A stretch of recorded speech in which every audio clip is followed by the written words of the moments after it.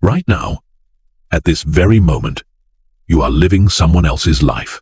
You think you're making your own choices, pursuing your own goals, building your own future. But the devastating truth is that you've abandoned yourself so completely that you don't even recognize it anymore.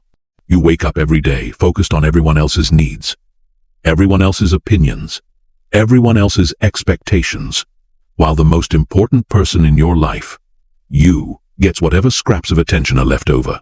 This isn't just about being busy or overwhelmed. This is about something far more dangerous. You have systematically trained yourself to believe that focusing on yourself is selfish, that putting your own growth first is wrong, that caring about your own development is somehow less important than pleasing others. And that belief is destroying you from the inside out. But here's what's about to change everything. The most successful, most fulfilled, most powerful people in the world have one thing in common. They made a decision that most people will never make. They decided that they are their number one priority. Not in a narcissistic way, not in a way that ignores others, but in a way that recognizes a fundamental truth. You cannot give what you do not have. Today, you're going to learn how to rebuild yourself from the ground up, how to make your focus on yourself not just a daily habit, but a complete life transformation. By the time we're done, you'll understand why this single shift in focus is the difference between living an average life and creating something extraordinary. Chapter 1. The self-abandonment epidemic that's destroying your life. Let me ask you something, and I want you to really think about this. When was the last time you spent an entire day focused purely on your own growth, your own goals, your own dreams, without feeling guilty about it? When was the last time you said no to someone else's request because you had something more important to do for yourself? When was the last time you chose your own priorities over someone else's expectations? If you're struggling to answer these questions, you're not alone. You are part of what I call the self-abandonment epidemic, and it is the single most destructive force in modern life. Millions of people are walking around completely disconnected from themselves, living their lives in service to everyone except the person who matters most. Here's how it happens. From the moment you're born, you're conditioned to seek external validation. As a child, you learn that love and approval come when you make others happy. You get praise when you're good, attention when you perform, affection when you meet expectations. Slowly, systematically, you learn that your worth is tied not to who you are, but to how well you serve others. This conditioning becomes so deep, so automatic, that by the time you're an adult, you don't even realize you're doing it. You wake up in the morning and immediately start thinking about what everyone else needs. Your boss, your family, your friends, your social media followers. You structure your entire day around external demands, external deadlines, external expectations, and somewhere in the chaos of serving everyone else, you disappear. But here's the part that will shock you. This isn't just about time management or being overwhelmed. This is about identity destruction. When you constantly focus on everyone else, you literally lose touch with who you are. Your dreams become fuzzy. Your goals become unclear. Your sense of self becomes so diluted that you start defining yourself entirely by your relationships to others. You become someone's employee, someone's parent, someone's friend, but you stop being you. The psychological damage of this is devastating. When you abandon yourself, you create what psychologists call learned helplessness. You become so accustomed to reacting to external demands that you lose your ability to create from within. You stop trusting your own judgment. You stop believing in your own dreams. You start living your life on autopilot, going through the motions without any real sense of purpose or direction. And here's the cruelest part of all. The more you focus on everyone else, the less you have to give. When you neglect your own growth, your own health, your own development, you become a depleted version of yourself. You show up to relationships, to work, to life itself running on empty.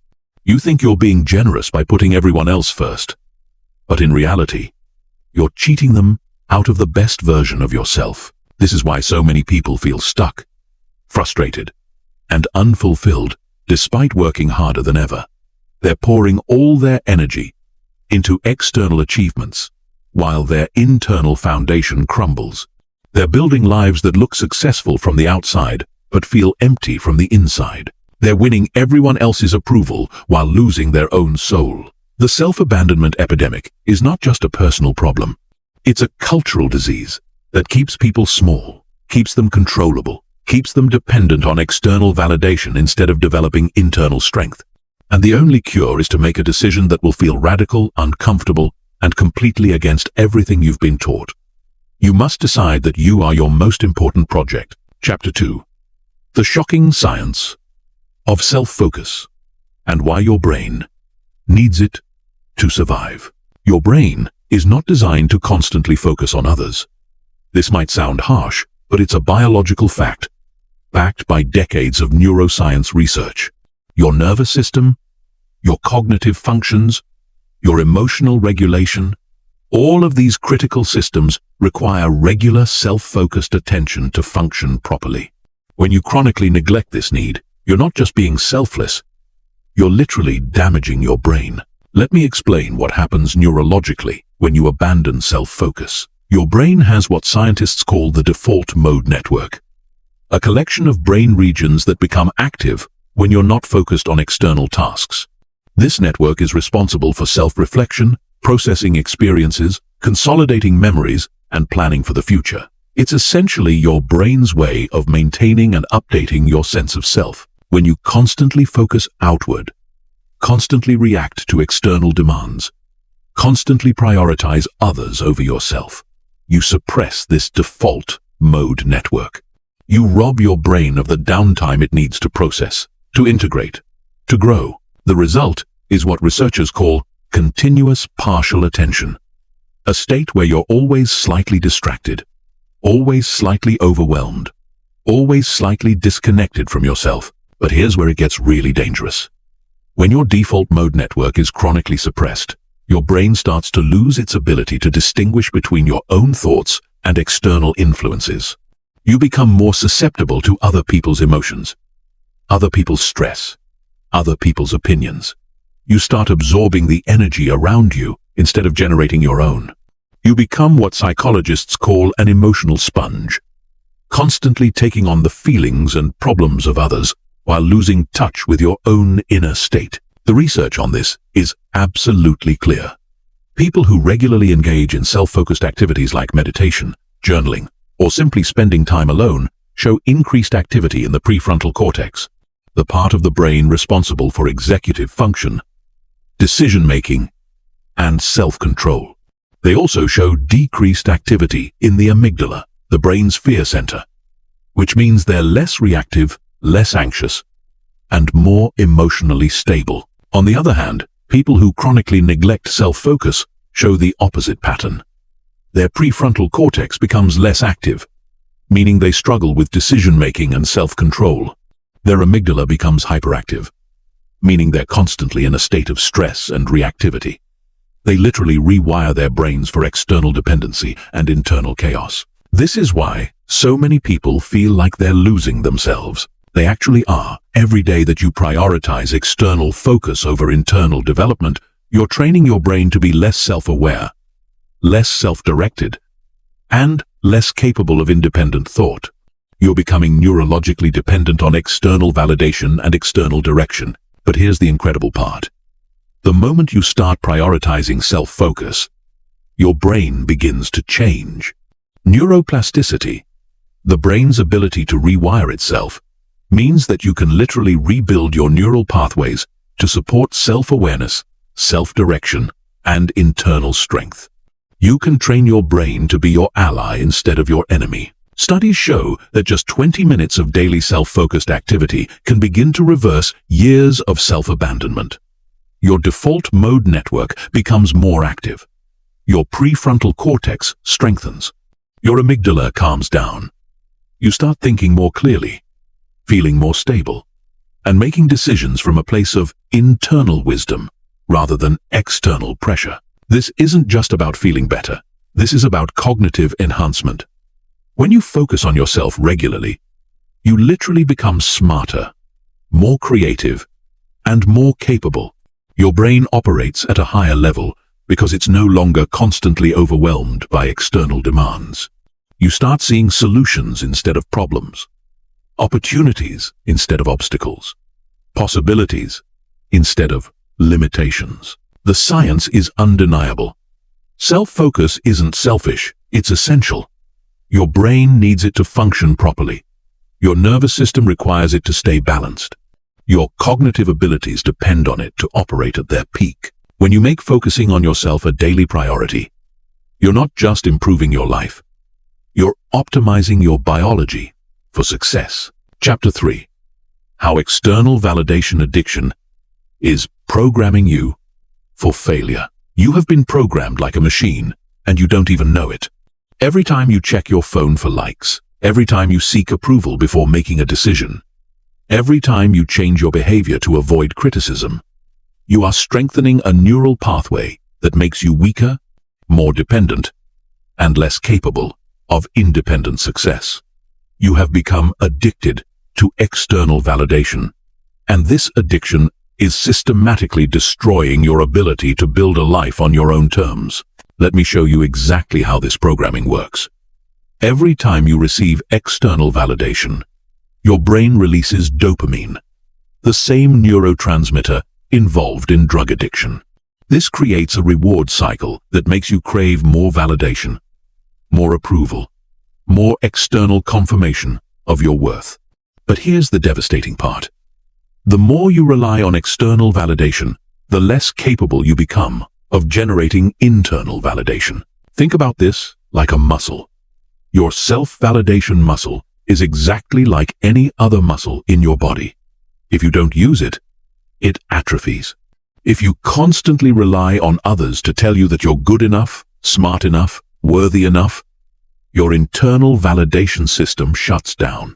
You literally lose the ability to feel confident and secure without external input. This is why so many people become validation addicts without even realizing it. They start needing constant reassurance, constant approval, constant feedback to feel okay about themselves. They can't make a decision without consulting others. They can't feel good about their accomplishments unless someone else recognizes them. They can't even know what they want without checking what everyone else thinks they should want. But the real tragedy is what this does to your potential. When you're addicted to external validation, you become a people pleaser by default.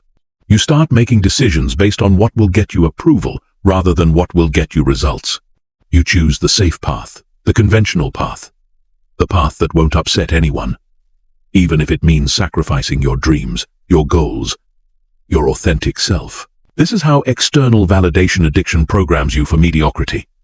You become so focused on not disappointing others that you guarantee disappointing yourself. You become so concerned with fitting in that you never stand out. You become so invested in being liked that you never become truly respected. And here's the most insidious part. The people whose validation you're seeking don't actually want you to succeed beyond their level. This isn't conscious malice. It's human psychology. People are naturally threatened by others who outgrow them, who achieve more than them, who become more than they are. So when you constantly seek their approval, you're unconsciously asking for permission to stay small. Your family wants you to be successful, but not so successful that you become unrelatable. Your friends want you to grow, but not so much that you outgrow the friendship. Your colleagues want you to do well, but not so well that you make them look bad. When you make their approval your priority, you're essentially asking them to set the ceiling on your life. This is why the most successful people in the world are often misunderstood, criticized, or even rejected by the people around them. They've learned to generate their own validation, to trust their own judgment, to pursue their own vision, regardless of what others think. They've broken free from the external validation trap that keeps most people stuck in average lives. But breaking free from validation addiction isn't just about ignoring others. It's about rebuilding your internal validation system from the ground up. It's about learning to recognize your own progress, celebrate your own victories, and trust your own instincts. It's about developing what psychologists call internal locus of control, the belief that you have the power to influence your own outcomes. When you have strong internal validation, you become unstoppable. You stop making decisions based on fear of judgment. You stop avoiding risks because they might lead to criticism. You stop playing small because it feels safer. You start pursuing what you actually want instead of what you think others want for you. This doesn't mean you become arrogant or dismissive of feedback. It means you become selective about whose opinions matter to you. It means you learn to distinguish between constructive criticism from people who want to see you succeed and destructive criticism from people who want to keep you small. It means you develop the confidence to bet on yourself, even when others doubt you. The transformation begins the moment you start paying more attention to your own opinion of yourself than to everyone else's opinion of you. When you start measuring your worth by your own standards instead of external standards. When you start defining success on your own terms instead of society's terms. This is when you stop being a slave to validation and start becoming the master of your own life. Chapter 4.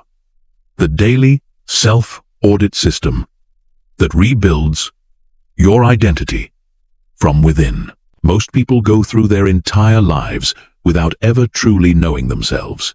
They react to situations based on old patterns, make decisions based on inherited beliefs, and pursue goals based on external expectations, all while having no clear understanding of who they actually are beneath all the conditioning. But there is a way to strip away all the external programming and reconnect with your authentic self. And it starts with a daily practice that will revolutionize how you see yourself and your potential. I call this the daily self-audit system, and it is the most powerful tool I've ever discovered for rebuilding your identity from within. This isn't just about self-reflection or journaling.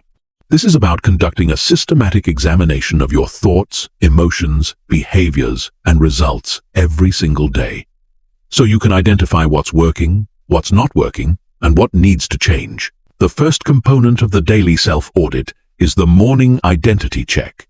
Before you do anything else, before you check your phone, before you interact with anyone, before you start reacting to the world around you, you ask yourself 3 fundamental questions.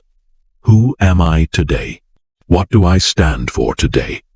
What am I building today? These questions might seem simple, but they are incredibly powerful because they force you to consciously choose your identity instead of just defaulting to old patterns. Most people wake up and immediately slip into autopilot mode, becoming whoever they were yesterday, reacting the same way, making the same choices, following the same patterns.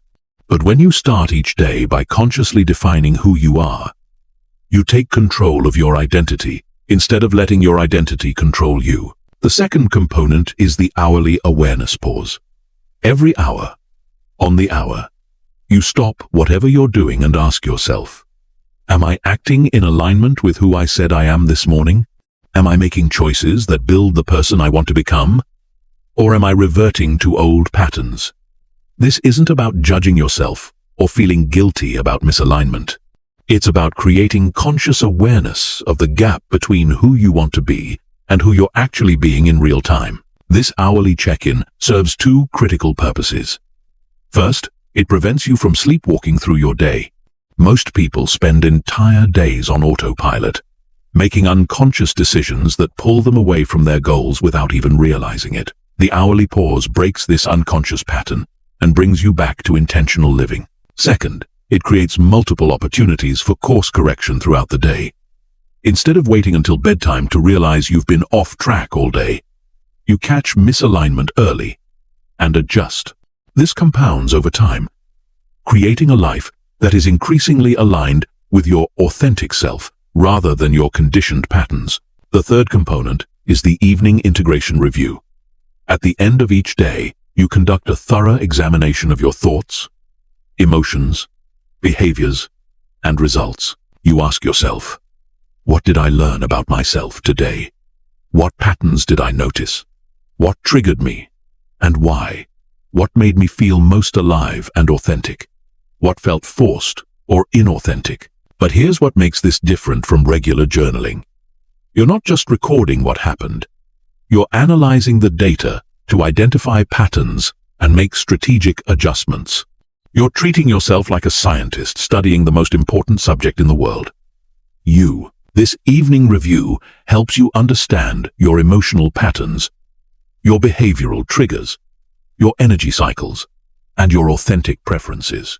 Over time, you start to see clear patterns that reveal who you really are beneath all the conditioning. You discover what truly motivates you versus what you think should motivate you. You identify your real values versus the values you inherited from others. The fourth component is the weekly identity evolution planning. Every week, you review the data from your daily audits and ask, what patterns am I ready to change? What aspects of my identity need upgrading? What new behaviors do I want to experiment with? This is where you consciously evolve your identity based on what you've learned about yourself. Most people change by accident, slowly drifting toward whoever they spend time with or whatever environment they're in. But when you have a systematic process for examining and evolving your identity, you change by design. You become who you choose to become, rather than who circumstances make you become. The fifth and most crucial component is the monthly authenticity assessment. Once a month, you conduct a deep examination of your entire life to assess how aligned you are with your authentic self. You ask, am I living according to my own values or someone else's? Are my goals actually my goals or goals I think I should have? Am I in relationships that support my authentic self or relationships that require me to be someone I'm not? This monthly assessment often reveals uncomfortable truths. You might realize that you've been pursuing a career that doesn't match your authentic interests. You might discover that you're in relationships that require you to suppress parts of yourself. You might find that you've been living according to expectations that were never really your own. But these uncomfortable realizations are the beginning of real transformation. You can't fix what you don't acknowledge. You can't change what you're not aware of. The daily self-audit system creates the awareness necessary for authentic change. When you commit to this system, something profound happens. You stop being a stranger to yourself. You develop an intimate understanding of your patterns, your triggers, your authentic desires, and your genuine potential. You become your own best friend, your own most trusted advisor, your own most reliable guide. This intimate self-knowledge becomes the foundation for everything else. You make better decisions because you understand what truly matters to you. You set better goals because you know what authentically motivates you. You build better relationships because you know who you really are and what you actually need. The daily self-audit system isn't just about self-improvement. It's about self-reclamation. It's about taking back ownership of your identity from all the external forces that have been shaping it without your conscious consent. It's about becoming the author of your own story instead of a character in everyone else's story. Chapter 5. Breaking free from the people-pleasing prison that's killing your dreams. You are living in a prison, and you built it yourself. Every time you say yes when you mean no. Every time you suppress your opinion to avoid conflict. Every time you sacrifice your goals to make someone else comfortable, you are adding another bar to the cage that keeps you trapped in a life that isn't really yours. This prison is called people-pleasing, and it is the single most effective way to guarantee that you will never achieve your full potential. People-pleasing feels like kindness, but it's actually a form of self-violence. Every time you betray your authentic self to gain approval, you are teaching your subconscious mind that other people's comfort is more important than your own truth. You are programming yourself to believe that your wants, your needs, your dreams are less valuable than everyone else's. You are systematically erasing yourself to keep others happy. But here's what you need to understand about people-pleasing. It doesn't actually make people happy. It makes them comfortable. And there's a massive difference. When you constantly accommodate others, when you never challenge them, when you never express your authentic opinions or desires, you rob them of the opportunity to know the real you.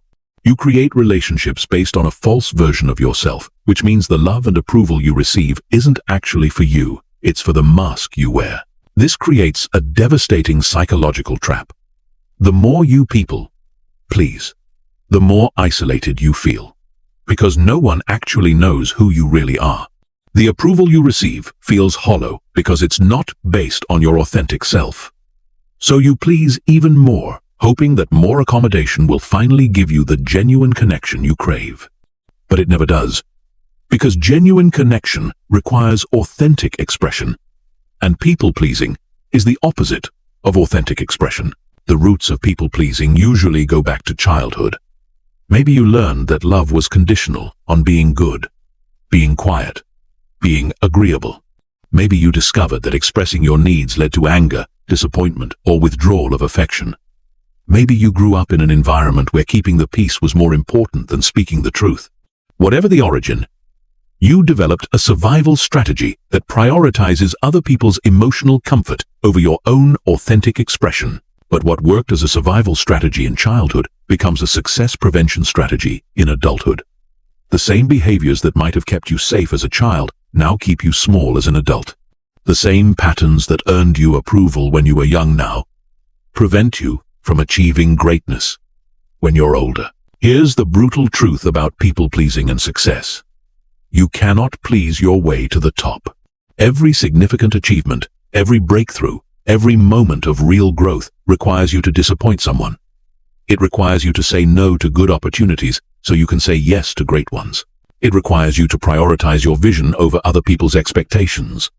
It requires you to be willing to be misunderstood, criticized, or even rejected by people who want you to stay small. Think about anyone who has achieved something significant. They all have one thing in common. They were willing to disappoint people who wanted them to play it safe. They chose their own approval over everyone else's. They bet on their vision, even when others couldn't see it. They prioritized their growth over other people's comfort. But breaking free from people-pleasing isn't just about being selfish or inconsiderate. It's about recognizing that you have a responsibility to honor your authentic self. You have gifts, talents, perspectives, and contributions that the world needs, but only if you're willing to express them authentically. When you suppress your authentic self to please others, you're not just hurting yourself. You're depriving the world of what you have to offer. The first step in breaking free from people-pleasing is recognizing that you cannot control other people's emotions, and it's not your job to try. Other people's happiness, comfort, and emotional state are their responsibility, not yours. You can be kind, considerate, and respectful without being responsible for everyone's feelings. You can care about others without sacrificing yourself for them. The second step is learning to distinguish between healthy consideration and toxic accommodation. Healthy consideration means being aware of how your actions affect others, and choosing to be respectful and kind when possible. Toxic accommodation means sacrificing your authentic self, your goals, or your well-being, to avoid any possibility of disappointing or upsetting someone else. The third step is developing what I call strategic selfishness. This isn't about being cruel or inconsiderate. It's about recognizing that you must prioritize your own growth, health, and authentic expression if you want to show up as the best version of yourself for others. It's about understanding that you cannot give what you do not have, and you cannot have what you do not prioritize. Strategic selfishness means saying no to requests that don't align with your priorities.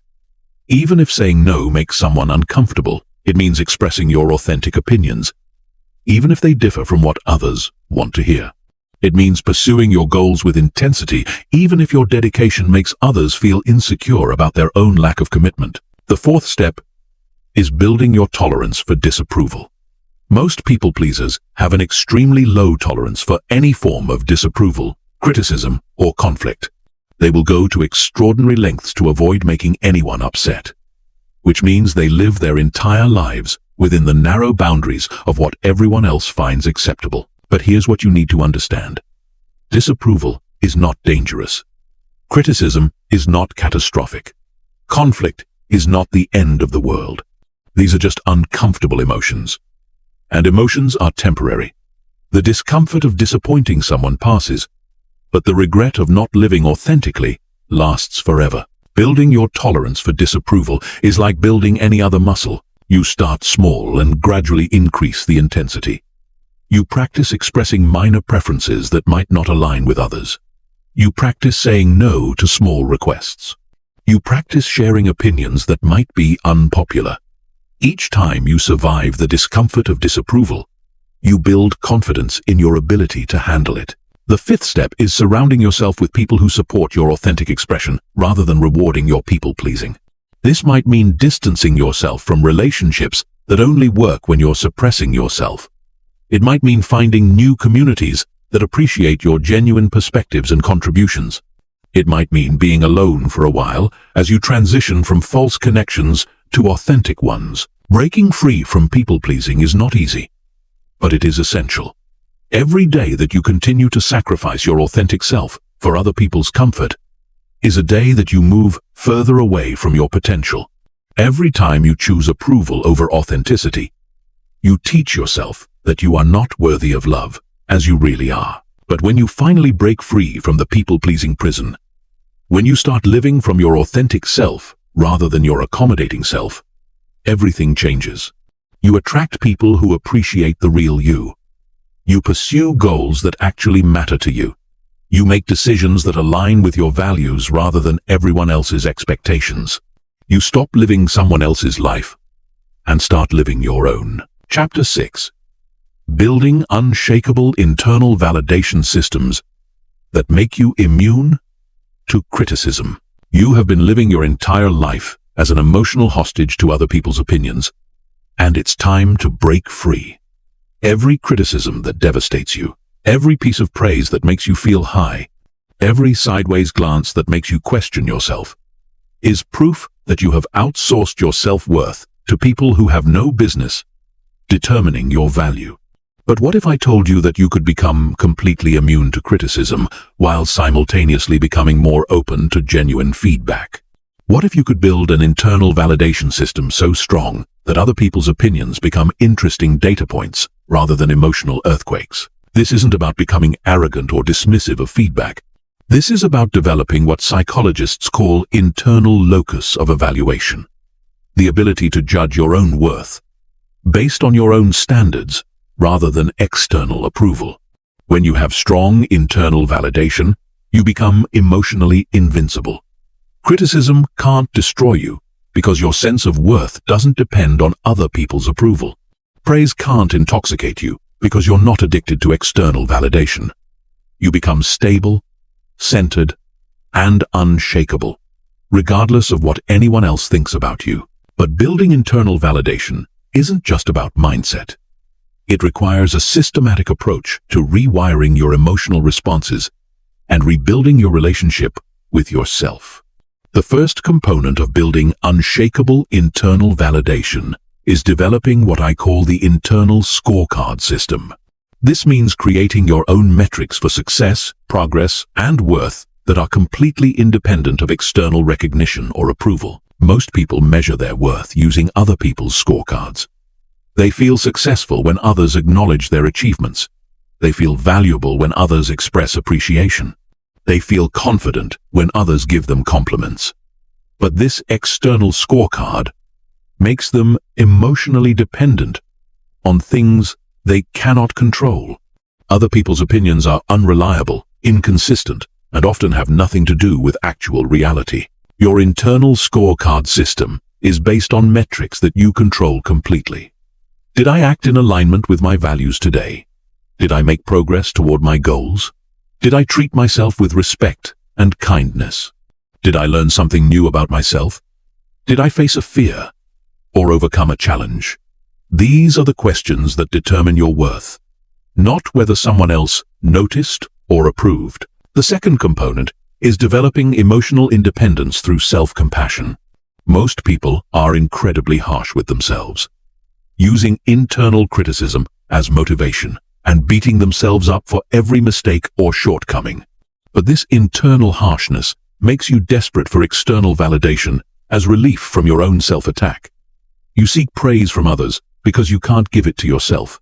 You need approval from others because you constantly disapprove of yourself. Building internal validation requires learning to be your own best friend, your own biggest supporter, your own most compassionate ally. This doesn't mean becoming delusional about your flaws or avoiding self-improvement.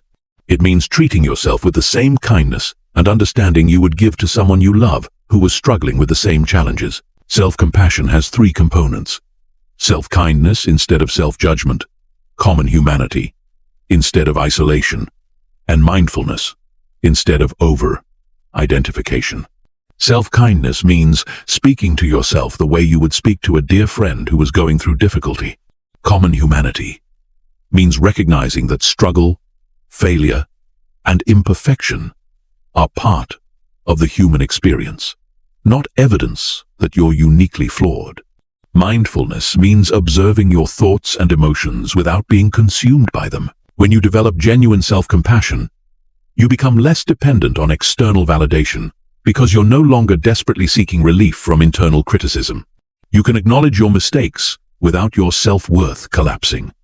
You can recognize your flaws without feeling worthless. You can face challenges without needing others to reassure you that you're capable. The third component is building evidence-based self-confidence.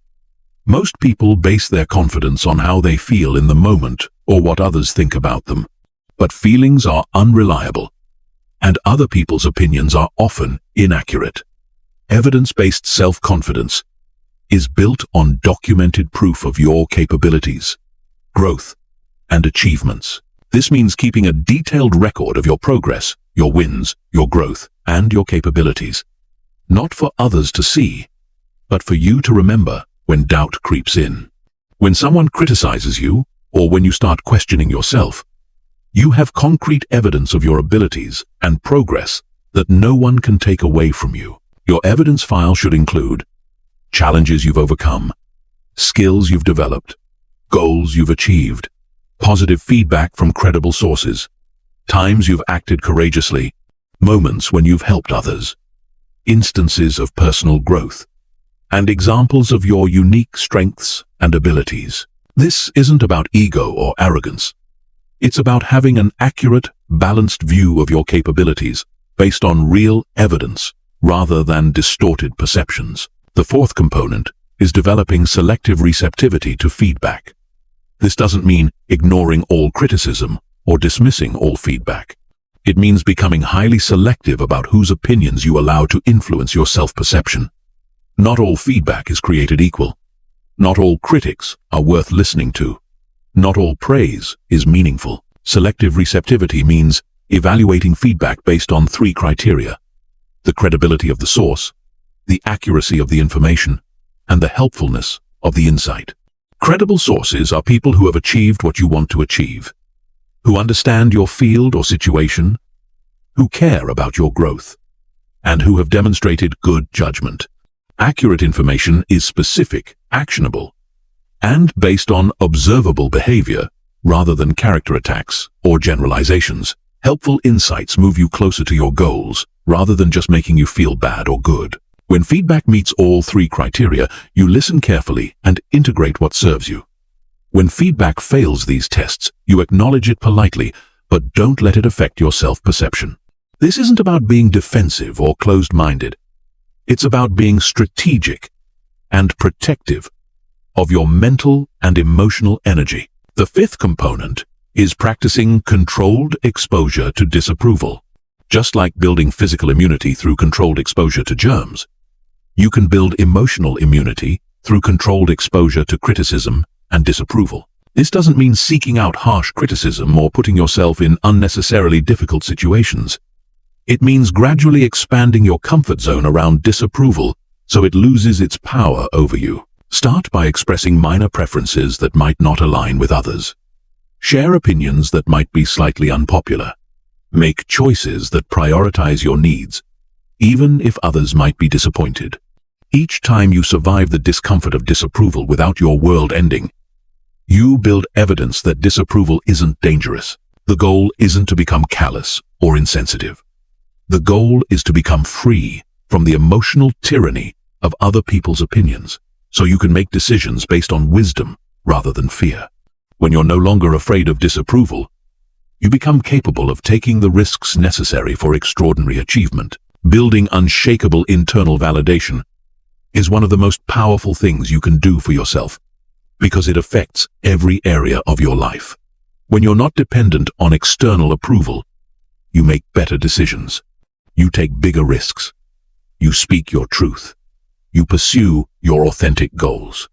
You become the person you are meant to be, rather than the person others want you to be. This transformation doesn't happen overnight, but it happens consistently when you commit to the process. Every day that you practice internal validation, you become a little more free from the emotional prison of other people's opinions. Every day that you choose self-compassion over self-criticism, you become a little more stable and centered. Every day that you build evidence of your capabilities, you become a little more confident and unshakable. Chapter 7. The Energy Protection Protocol that shields you from emotional vampires. Your energy is being stolen every single day, and you don't even realize it's happening. Every conversation with someone who drains you, every interaction with someone who dumps their problems on you, every relationship where you give more than you receive is siphoning away the life force you need to build the person you want to become. You are surrounded by energy vampires, people who unconsciously or consciously feed off your emotional, mental, and spiritual energy, leaving you depleted, exhausted, and unable to focus on your own growth. But here's what most people don't understand about energy vampires.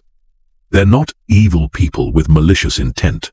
They're often people you care about, people you love, people who seem to need your help. They might be family members who constantly complain about their problems but never take action to solve them. They might be friends who only call when they need something but are never available when you need support. They might be colleagues who dump their stress and negativity on you every day. The problem isn't that these people are inherently bad. The problem is that you haven't learned to protect your energy. You haven't established boundaries that preserve your emotional and mental resources for your own growth and well-being. You've been taught that being a good person means being available to everyone, helping everyone, supporting everyone, regardless of the cost to yourself. But this is a lie that keeps you weak, depleted, and unable to reach your potential. You cannot pour from an empty cup. You cannot help others if you haven't helped yourself first. You cannot be strong for everyone else if you allow your own strength to be constantly drained. The Energy Protection Protocol isn't about being selfish or uncaring. It's about being strategic with your most valuable resource, your life force energy. The first element of the Energy Protection Protocol is energy awareness. Most people go through their entire lives completely unconscious of their energy levels and what affects them. They don't notice that certain people consistently leave them feeling drained. They don't recognize that certain environments sap their vitality. They don't realize that certain activities energize them while others deplete them. Energy awareness means paying conscious attention to how you feel before, during, and after interactions with different people. It means noticing which environments make you feel alive and which ones make you feel heavy. It means tracking which activities give you energy and which ones take energy away. This isn't about judging people or situations as good or bad. It's about gathering data so you can make informed decisions about how to spend your energy. Start by conducting an energy audit of your relationships. After every significant interaction, ask yourself, do I feel more energized or more drained? Did this person give to the conversation or just take from it? Did I leave feeling inspired and uplifted? Or did I leave feeling heavy and depleted? Keep track of these patterns over time, and you'll start to see clear distinctions between people who add to your energy and people who subtract from it. The second element is boundary architecture. This means creating clear, non-negotiable boundaries that protect your energy from being constantly drained by others. Boundaries aren't walls that keep people out. They're filters that determine what you allow into your emotional and mental space and what you don't. Energy boundaries include time boundaries that limit how much time you spend with energy drains, topic boundaries that prevent certain conversations from dominating your interactions, Emotional boundaries that prevent you from taking on other people's feelings as your own. Physical boundaries that protect your personal space and comfort. Digital boundaries that control when and how people can access you through technology. Setting boundaries isn't about being mean or uncaring. It's about being responsible for your own well-being so you can show up as the best version of yourself. When you protect your energy, you actually have more to give to the people and causes that truly matter to you. The third element is the emotional firewall technique. This is a mental and emotional strategy that prevents other people's emotions from contaminating your internal state. Energy vampires are often people who are constantly in emotional chaos, and they unconsciously try to regulate their emotions by spreading them to others. They share their anxiety until you feel anxious.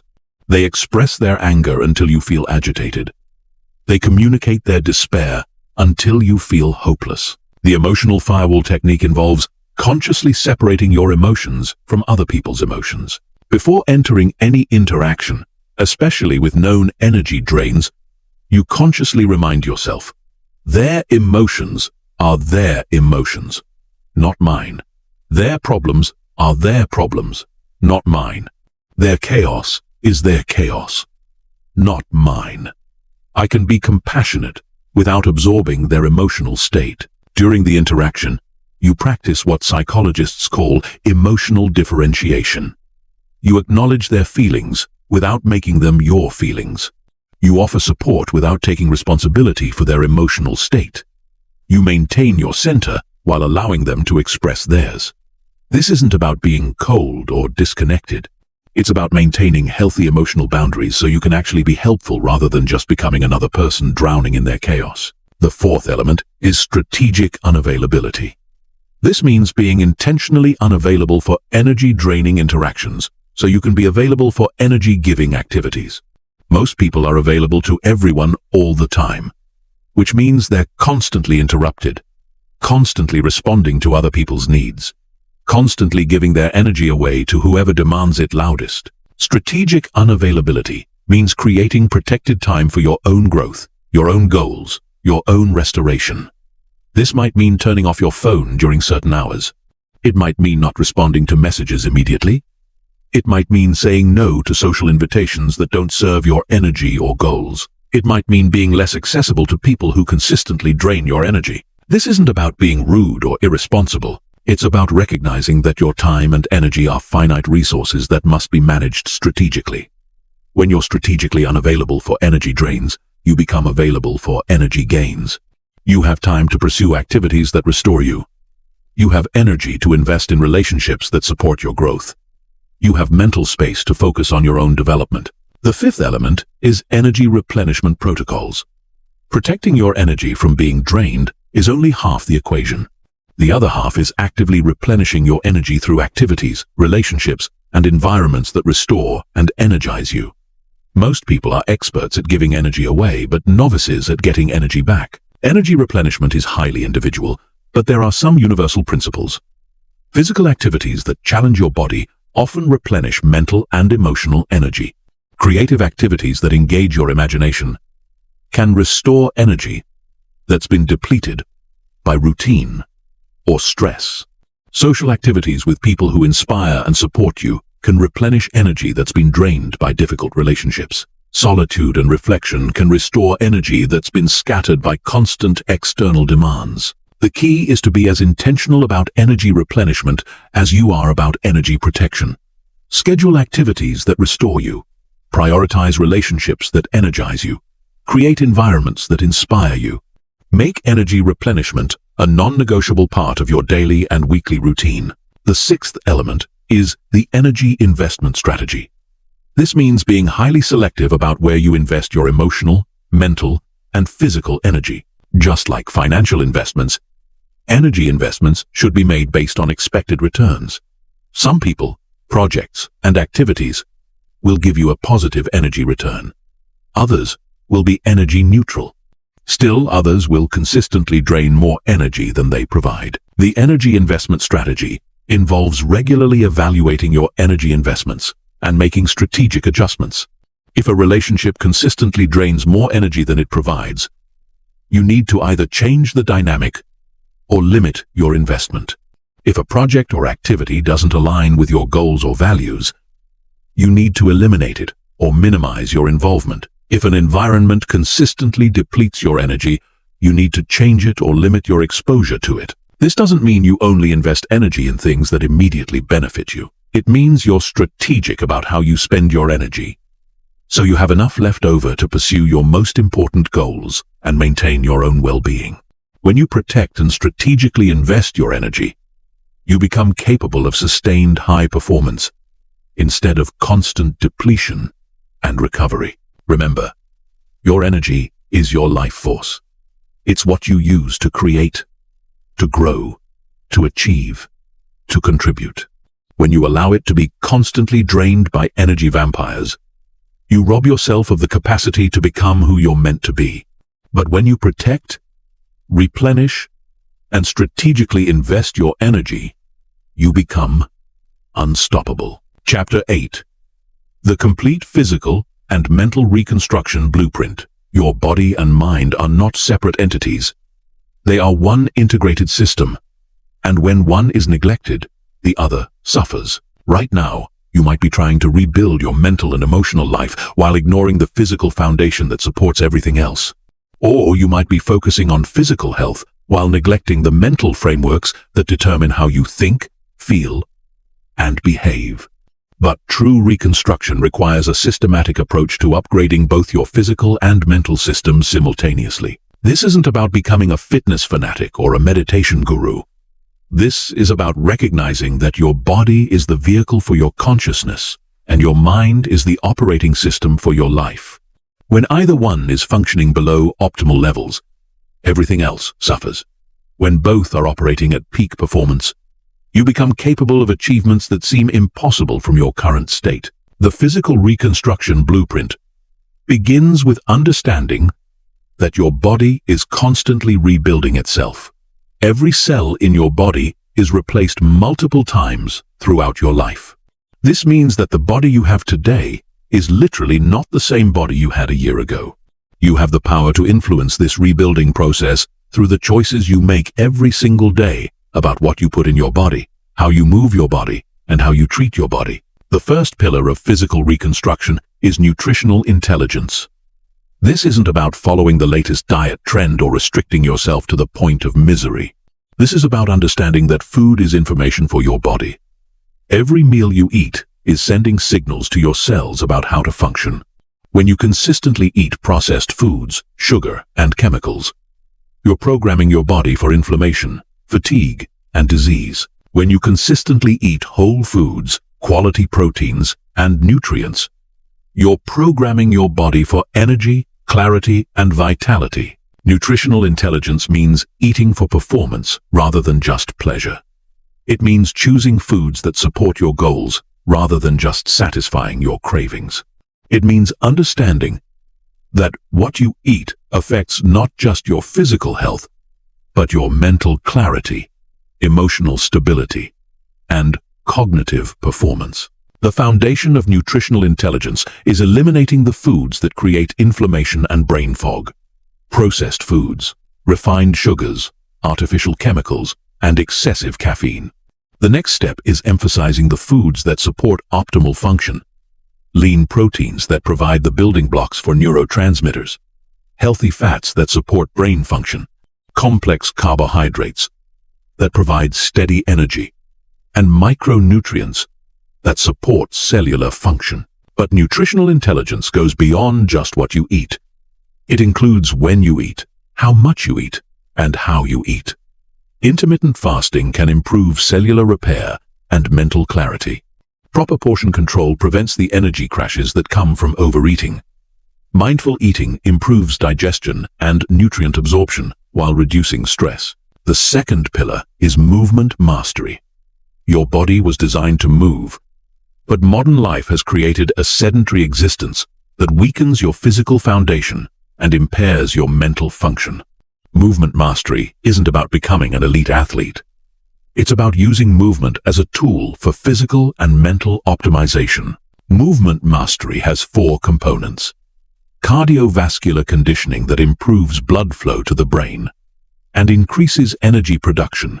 Strength training that builds physical resilience and mental toughness. Flexibility work that reduces tension and improves recovery. And daily movement that counteracts the effects of sedentary behavior. Cardiovascular exercise isn't just about physical fitness. It's about brain health. When you engage in regular cardio exercise, you increase the production of brain-derived neurotrophic factor, a protein that supports the growth of new brain cells and protects existing ones. You improve blood flow to the brain, which enhances cognitive function. You increase the production of endorphins and other mood-regulating chemicals. Strength training isn't just about building muscle. It's about building mental resilience. When you regularly challenge your body with resistance training, you develop the mental toughness to push through discomfort and achieve difficult goals. You learn to embrace challenge rather than avoid it. You build confidence in your ability to overcome obstacles. Flexibility and recovery work isn't just about preventing injury. It's about managing stress and improving sleep quality. Stretching, yoga, and other recovery activities activate the parasympathetic nervous system, which promotes rest, recovery, and mental clarity. The third pillar is sleep optimization. Sleep isn't a luxury or a sign of laziness. It's a biological necessity for physical and mental reconstruction. During sleep, your body repairs damaged tissues, consolidates memories, and produces hormones necessary for growth and recovery. When you consistently get poor quality or insufficient sleep, you impair every aspect of your physical and mental function. Sleep optimization involves creating consistent sleep and wake times that align with your natural circadian rhythms, creating an environment that supports deep, restorative sleep, eliminating habits and substances that interfere with sleep quality, and developing bedtime routines that prepare your body and mind for rest. This means avoiding screens for at least an hour before bed, because blue light suppresses melatonin production. It means keeping your bedroom cool, dark, and quiet to support deep sleep. It means avoiding caffeine, alcohol, and large meals close to bedtime. It means developing relaxing bedtime rituals that signal to your body that it's time to rest. The Mental Reconstruction Blueprint focuses on upgrading the software that runs your life. Your thoughts, beliefs, habits, and mental frameworks. Just like physical reconstruction, mental reconstruction requires systematic attention to the inputs and processes that shape your mental state. The first pillar of mental reconstruction is cognitive hygiene. This means being as careful about what you put in your mind as you are about what you put in your body. Your brain is constantly processing information, and the quality of that information affects the quality of your thinking. When you constantly consume negative news, toxic social media, and low-quality entertainment, you're programming your mind for negativity, distraction, and mental weakness. Cognitive hygiene involves being highly selective about the information you consume, prioritizing inputs that educate, inspire, and challenge you to grow, limiting exposure to information that promotes fear, negativity, or distraction, and regularly engaging in activities that strengthen your mental faculties. This means curating your social media feeds to include only content that supports your growth. It means reading books that challenge your thinking and expand your knowledge.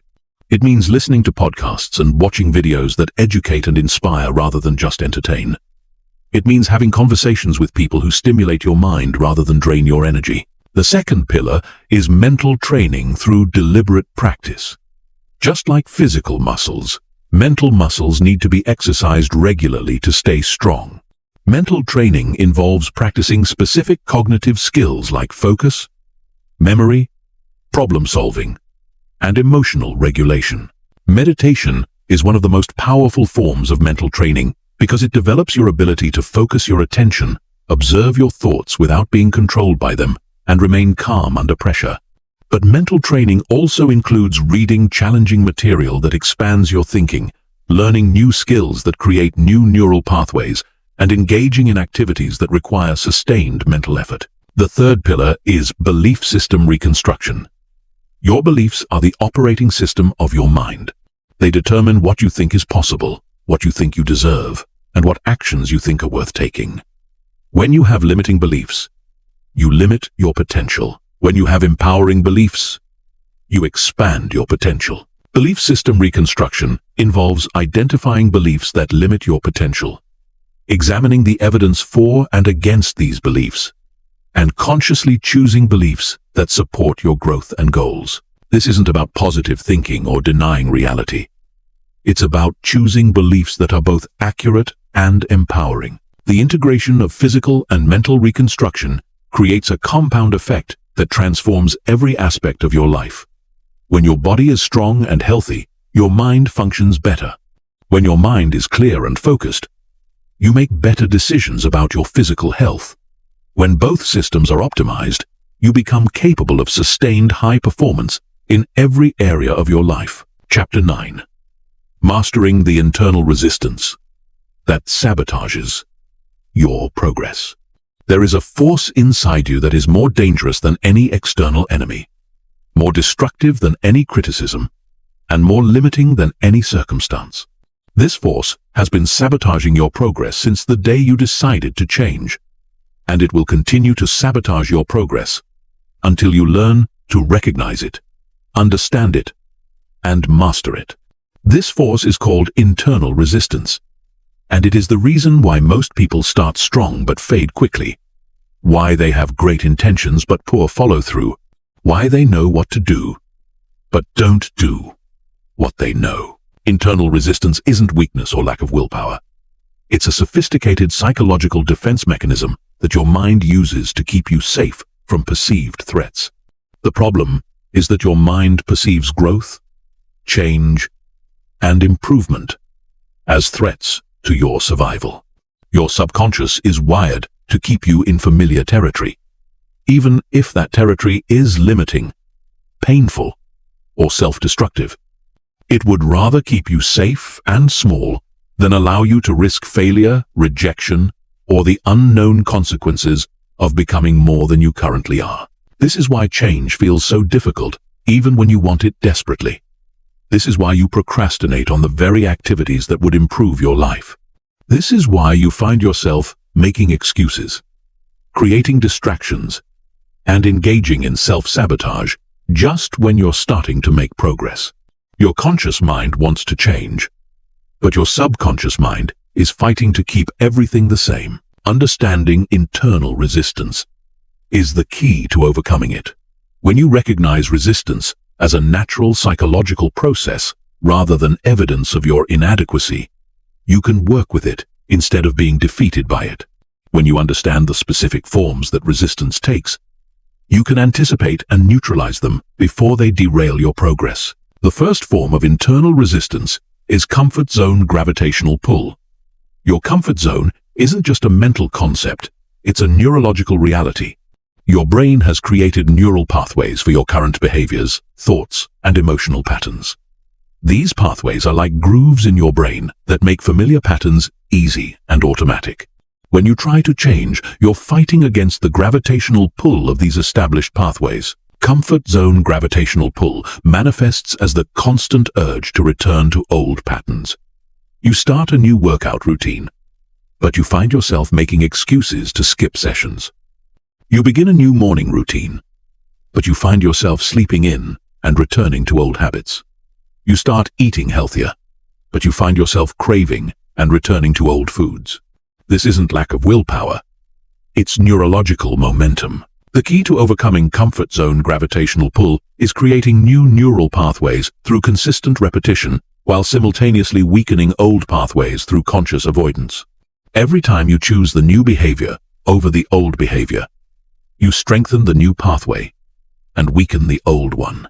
But this process takes time, and during the transition period, you must expect and prepare for the gravitational pull toward familiar patterns. The second form of internal resistance is identity protection syndrome. Your subconscious mind has a clear picture of who you are, and it will fight to maintain that identity even if it's limiting or self-destructive. If you see yourself as someone who struggles with discipline, your mind will resist evidence that contradicts this identity. If you see yourself as someone who isn't good with money, your mind will sabotage your financial progress. If you see yourself as someone who doesn't deserve success, your mind will find ways to undermine your achievements. Identity protection syndrome manifests as self-sabotage that occurs just as you're starting to succeed. You make progress toward your goals, but then you engage in behaviors that undo that progress. You start to experience success, but then you find ways to sabotage it. You begin to receive recognition, but then you do something to damage your reputation. This isn't conscious self-destruction. It's unconscious identity protection. The solution to identity protection syndrome is identity evolution through consistent action.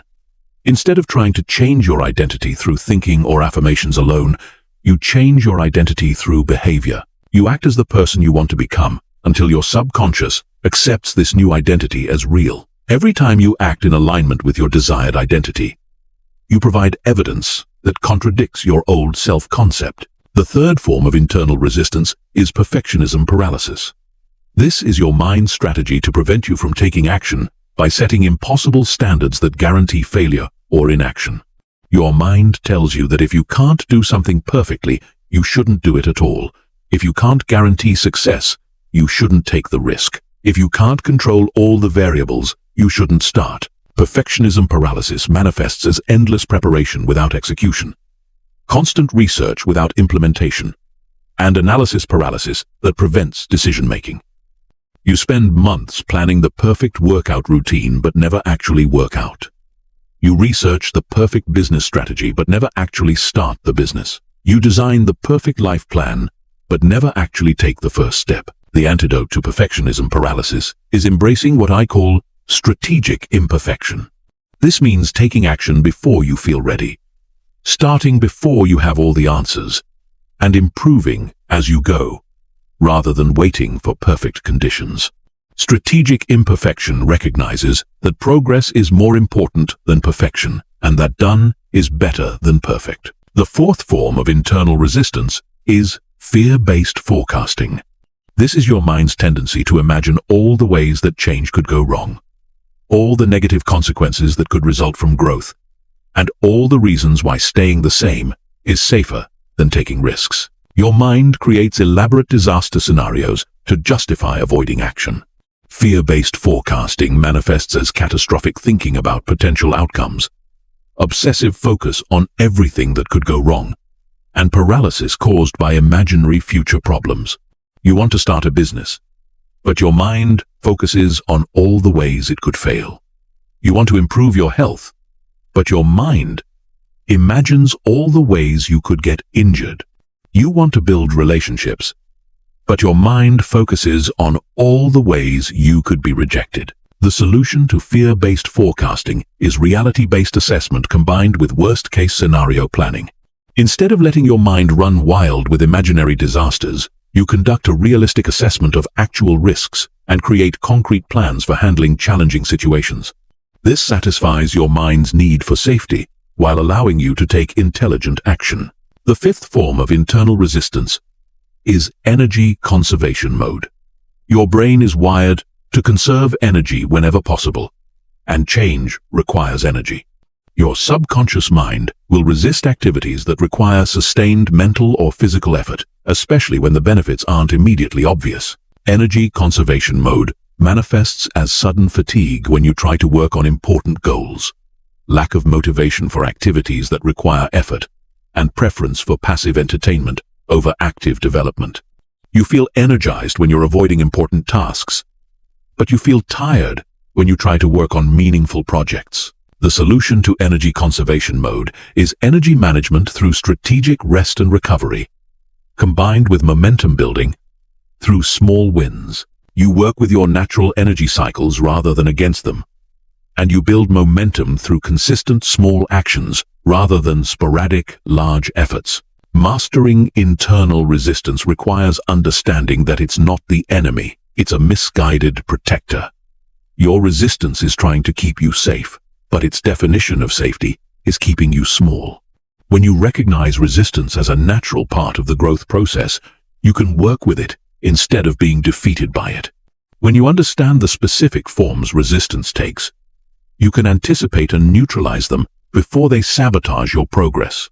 The key is developing what I call resistance resilience, the ability to feel resistance without being stopped by it. You acknowledge the resistance, understand why it's there, and then take action anyway. You don't wait for the resistance to disappear, because it never will completely. You learn to act in the presence of resistance, and eventually, the new behaviors become automatic, and the resistance fades. Chapter 10. The Advanced Self-Focus Strategies that separate winners from everyone else. You've learned the fundamentals of rebuilding yourself through self-focus. But now, it's time to understand the advanced strategies that separate the top 1% from everyone else. These aren't just additional techniques to add to your toolkit. These are the sophisticated psychological and strategic approaches that create exponential rather than linear growth. These are the methods that transform self-focus from a personal development practice into a competitive advantage that makes you virtually unstoppable. The first advanced strategy is what I call systematic self-optimization. While most people approach self-improvement randomly, trying different techniques without any overall strategy, advanced practitioners approach self-development like engineers approach system design. They understand that you are a complex system with multiple interconnected components, and optimizing the system requires understanding how each component affects every other component. Systematic self-optimization begins with comprehensive life auditing. This means examining every area of your life with the precision of a scientist studying a complex organism. You analyze your physical health, mental clarity, emotional stability, relationships, career, finances, environment, habits, beliefs, and goals not as separate elements, but as interconnected parts of a whole system. The key insight is that optimization in one area creates cascading improvements in other areas, while problems in one area create cascading problems throughout the system. When you improve your physical health, your mental clarity improves, which improves your decision-making, which improves your career performance, which improves your financial situation, which reduces stress, which improves your relationships. Advanced practitioners identify the leverage points in their personal system, the areas where small improvements create disproportionately large results across multiple domains. They focus their energy on these high-leverage improvements rather than spreading their efforts across many low-impact activities. The second advanced strategy is temporal self-management. This goes far beyond traditional time management to include managing your relationship with time itself. Advanced practitioners understand that you exist across multiple time horizons simultaneously. Your immediate moment, your daily rhythms, your weekly cycles, your monthly patterns, your yearly trajectories, and your lifetime arc. Temporal self-management involves aligning your actions across all time horizons so that your immediate choices support your daily goals. Your daily goals support your weekly objectives. Your weekly objectives support your monthly targets. Your monthly targets support your yearly vision. And your yearly vision supports your lifetime mission. This requires developing what I call temporal intelligence, the ability to make decisions that optimize for multiple time horizons simultaneously. You're not just asking what you want to do right now. You're asking what the best version of yourself would do right now if they were thinking about the impact on tomorrow, next week, next month, next year, and their entire life. Advanced practitioners also understand and optimize their personal time rhythms. They identify when they have peak energy for different types of activities and structure their lives to align high-priority activities with high-energy periods. They understand their natural cycles of focus and rest and work with these cycles rather than against them. The third advanced strategy is identity architecture. While most people let their identity form accidentally through experiences and external influences, advanced practitioners consciously design and build their identity like an architect designs a building. They understand that identity is not fixed. It's constructed, and they take conscious control of the construction process. Identity architecture involves 3 levels. Core identity. which includes your fundamental values, beliefs, and sense of purpose. Functional identity, which includes the roles you play and the capabilities you develop. And expressive identity, which includes how you present yourself to the world and how others perceive you. Advanced practitioners design each level intentionally. They choose their values based on what will create the life they want, rather than just accepting inherited values. They develop capabilities that align with their goals, rather than just developing whatever opportunities present themselves. They craft their personal brand and reputation strategically, rather than just hoping others see them positively. The key to identity architecture is understanding that you can be multiple versions of yourself, and consciously choosing which version to express in different contexts. You have a professional identity, a personal identity, a social identity, and a private identity. Advanced practitioners ensure that all versions are authentic, but optimized for their specific context and goals. The fourth advanced strategy is adversity utilization. While most people see challenges, setbacks, and difficulties as obstacles to overcome, advanced practitioners see them as raw materials for building strength, wisdom, and capability. They understand that adversity is not something that happens to you. It's something you can use to forge yourself into a stronger version of who you are. Adversity utilization involves three processes. Extraction, which means identifying the lessons, skills, and insights available in every difficult experience. Integration, which means incorporating these lessons into your identity and decision-making frameworks. And transformation, which means using adversity as fuel for becoming more than you were before the challenge. Advanced practitioners don't just survive difficult experiences, they metabolize them.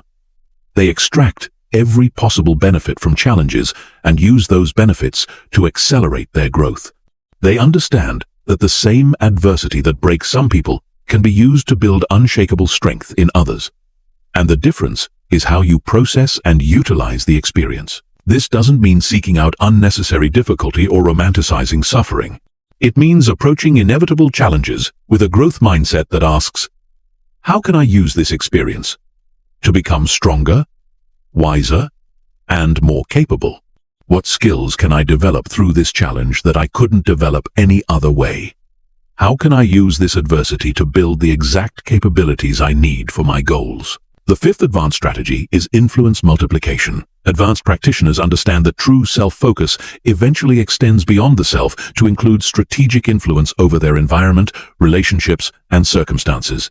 They recognize that you cannot optimize yourself in isolation because you exist within systems of relationships and environments that constantly influence your development. Influence multiplication involves consciously designing your environment to support your growth, building relationships that accelerate your development, and developing the ability to influence others in ways that create mutual benefit. This isn't about manipulation or control. It's about understanding that your environment shapes you and taking conscious control of that shaping process. Advanced practitioners curate their physical environment to support their goals, removing elements that promote negative behaviors and adding elements that promote positive behaviors. They strategically build relationships with people who inspire, challenge, and support their growth, while minimizing relationships that drain their energy or reinforce limiting patterns. They also develop the ability to influence others positively, understanding that the best way to get what you want is to help others get what they want. They become valuable to others through their knowledge, skills, and insights, which creates a network of relationships that supports their continued growth and success. The sixth advanced strategy is anti-fragility development. This concept, popularized by Nassim Taleb, goes beyond resilience to describe systems that actually get stronger from stress and chaos rather than just surviving them. Advanced practitioners don't just build the ability to handle challenges, they build the ability to thrive because of challenges. Anti-fragility development involves exposing yourself to controlled stress and variability in order to build adaptive capacity, creating redundancy in your skills and resources so that setbacks in one area don't devastate your entire system, and building optionality so that you can benefit from unexpected opportunities and changes. This means deliberately putting yourself in slightly uncomfortable situations that require growth. It means developing multiple income streams, multiple skill sets, and multiple social networks so that you're not dependent on any single source of security. It means positioning yourself to benefit from change and uncertainty rather than just protecting yourself from them. These advanced strategies require a level of self-awareness, strategic thinking, and long-term commitment that most people never develop. But when you master them, you don't just improve your life incrementally, you transform it exponentially. You become someone who doesn't just achieve goals, but consistently exceeds your own expectations. You become someone who doesn't just adapt to change, but thrives because of change. The difference between average self-focus and advanced self-focus is the difference between self-improvement and self-mastery. When you implement these strategies consistently, you don't just become a better version of yourself. You become a fundamentally different kind of person. You become someone who operates at a level that seems impossible from where you are now, but becomes inevitable when you apply these principles systematically over time. Chapter 11. The Momentum Multiplication System that compounds your growth exponentially. Most people experience growth in waves. They make progress for a while, then plateau. They break through to a new level, then stagnate. They achieve some goals, then lose momentum. This cycle of progress and regression keeps them trapped in a pattern of starting over, making some headway, falling back, and starting over again. But there is a way to break free from this cycle and create momentum that builds on itself, compounds over time, and accelerates your growth exponentially rather than linearly. The secret is understanding that momentum is not just about doing more or working harder. Momentum is about creating systems and strategies that make each success easier to achieve than the last. It's about building a foundation where your wins create more wins, where your progress creates more progress, where your growth creates more growth. This is the difference between people who achieve temporary success and people who create lasting transformation. The momentum multiplication system is based on 5 core principles that work together to create compound growth. When you understand and implement these principles, you don't just improve gradually over time. You improve at an accelerating rate that creates exponential transformation. The first principle is progression stacking. This means structuring your goals and activities so that each achievement builds directly on the previous achievement, creating a stack of capabilities that make the next level easier to reach. Most people set random, disconnected goals that don't reinforce each other. They want to get fit and learn a new skill and improve their relationships and advance their career. But they treat these as separate objectives that compete for their time and energy. Progression stacking involves identifying the core capabilities that support multiple areas of your life and building those capabilities in a sequence that makes each subsequent goal easier to achieve. For example, developing discipline through a morning routine creates the foundation for fitness goals. Achieving fitness goals builds the confidence and energy needed for career advancement. Career advancement provides the resources and credibility needed for relationship improvements. When you stack your progressions this way, each win doesn't just achieve a specific goal. It creates the foundation for multiple future wins. You're not just checking items off a list. You're building a system of interconnected capabilities that make continued growth inevitable. The second principle is compound skill development. Instead of learning random skills based on immediate interests or opportunities, you strategically develop skills that multiply the value of other skills. Some skills are force multipliers that enhance everything else you do. Communication skills make you better at every relationship and every professional situation. Critical thinking skills improve your decision-making in every area of life. Emotional regulation skills enhance your performance in every challenging situation. Compound skill development means identifying the meta skills that improve your ability to develop other skills and prioritizing those meta skills in your learning strategy. When you develop the skill of learning itself, every other skill becomes easier to acquire. When you develop the skill of habit formation, every positive behavior becomes easier to implement. When you develop the skill of mental focus, every cognitive task becomes more efficient. The key is understanding that some skills have linear benefits, while others have exponential benefits. Learning to play a specific instrument benefits you only when you're playing that instrument. Learning to learn quickly benefits you every time you need to acquire any new knowledge or skill. Learning to regulate your emotions benefits you in every situation where you experience stress, challenge, or pressure. The third principle is success momentum capturing. Most people achieve a win and then immediately move on to the next challenge without fully leveraging the momentum from their success. They lose the psychological and practical benefits that could be used to accelerate their next achievement. Success momentum capturing involves maximizing the psychological, social, and practical leverage that comes from each win. Psychologically, success creates confidence, which makes you more willing to take risks and more likely to persist through challenges. But this confidence boost is temporary unless you consciously reinforce it. Success momentum capturing means immediately using the confidence from one win to tackle the next challenge, while the positive emotions are still strong. Socially, success creates credibility and opportunities. People notice when you achieve something meaningful, and this attention opens doors that weren't available before. Success momentum capturing means strategically leveraging this increased credibility to create new opportunities, build valuable relationships, and gain access to resources that can accelerate your next goals. Practically, success often creates resources, money, skills, connections, knowledge, or tools that can be used to achieve future goals more easily.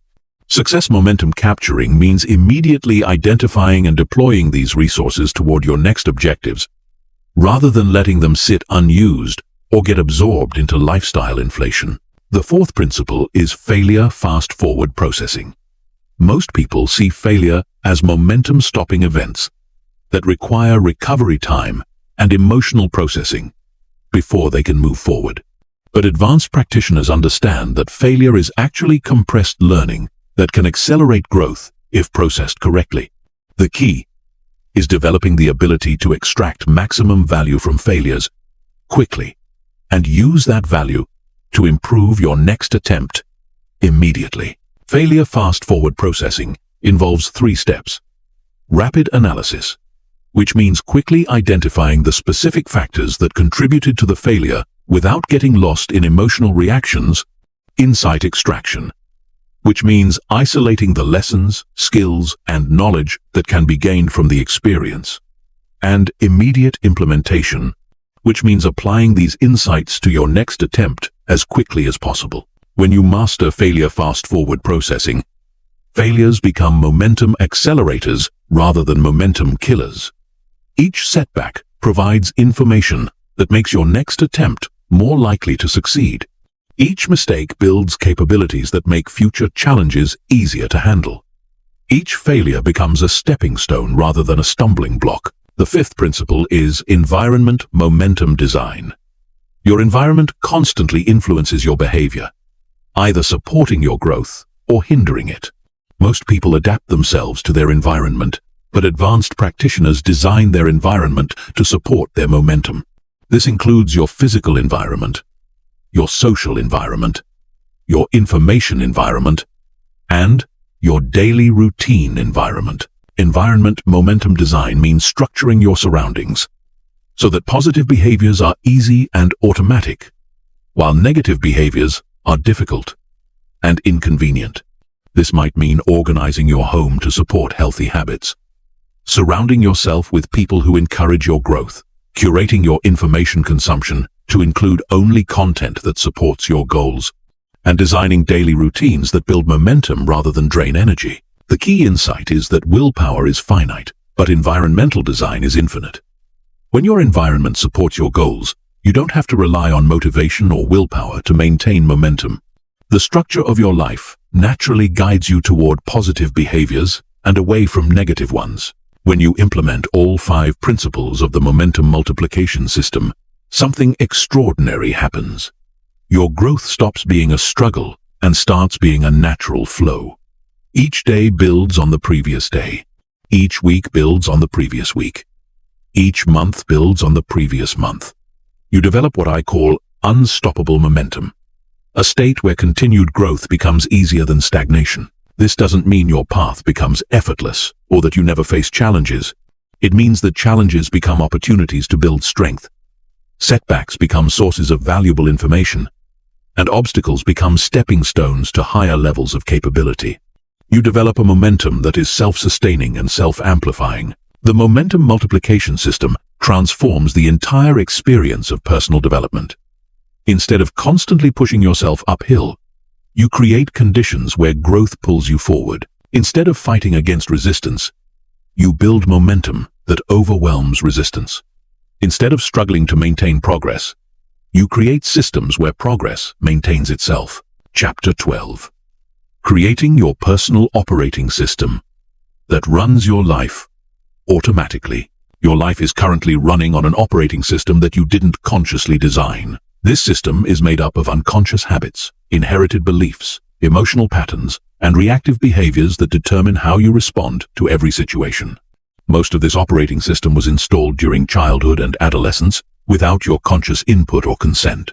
It's a collection of programming from your family, culture, education, and early experiences that now runs your life automatically, whether it serves your current goals or not. But just like you can upgrade the operating system on your computer to make it faster, more efficient, and more capable, you can consciously design and install a personal operating system that automatically guides you toward your goals, supports your values, and creates the life you actually want rather than the life your unconscious programming creates by default. Your personal operating system consists of 4 core components. Your default settings, which are the automatic responses and behaviors that run without conscious thought. Your decision-making protocols, which are the frameworks you use to evaluate options and make choices. Your stress response programs, which determine how you handle challenges, pressure, and unexpected situations. And your growth and adaptation routines, which automatically update and improve your system over time. The first component, default settings, includes all the unconscious behaviors that make up the majority of your daily experience. These are the habits, routines, and automatic responses that require no conscious decision-making. Most people's default settings were programmed randomly through repetition and circumstance, rather than being consciously designed to support their goals. Designing your default settings means identifying the key behaviors and responses that have the biggest impact on your life and consciously programming them to support your objectives. This includes your morning routine, which sets the tone for your entire day. Your work habits, which determine your professional effectiveness. Your evening routine, which affects your recovery and preparation for the next day. Your health behaviors, which impact your energy and longevity. And your relationship patterns, which determine the quality of your connections with others. The key to effective default settings is making your ideal behaviors automatic, so they don't require willpower or motivation. When positive behaviors become default settings, you perform them consistently regardless of how you feel or what else is happening in your life. You remove the decision-making burden from activities that should happen regularly and save your mental energy for higher-level strategic thinking. The second component, decision-making protocols, are the systematic approaches you use to evaluate options and make choices. Most people make decisions reactively, based on emotions, immediate desires, or external pressure. But advanced practitioners develop systematic protocols that ensure their decisions consistently align with their long-term goals and values. Effective decision-making protocols include criteria for evaluating opportunities based on alignment with your goals, potential for growth, and long-term consequences, rather than just immediate appeal. They include frameworks for prioritizing when you have multiple good options. They include methods for gathering necessary information without falling into analysis paralysis. They include processes for making difficult decisions when there's no clearly right answer. The goal is to eliminate decision fatigue and ensure consistency in your choices. When you have clear protocols for making decisions, you don't have to reinvent your decision-making process every time you face a choice. You simply apply your predetermined framework and move forward with confidence. The third component, stress response programs, determines how you automatically respond to challenges, pressure, setbacks, and unexpected situations. Most people's stress response programs were developed during childhood and are designed for survival rather than success. They might include fight, flight, or freeze responses that worked in dangerous situations but are counterproductive in modern challenges. Designing your stress response programs means consciously choosing how you want to respond to different types of stress and pressure.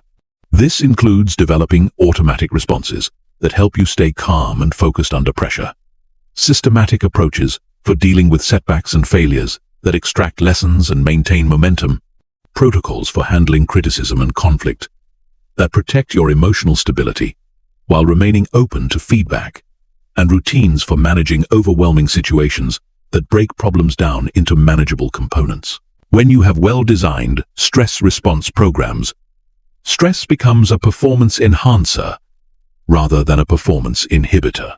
Challenges become opportunities to demonstrate your capabilities rather than threats to your well-being.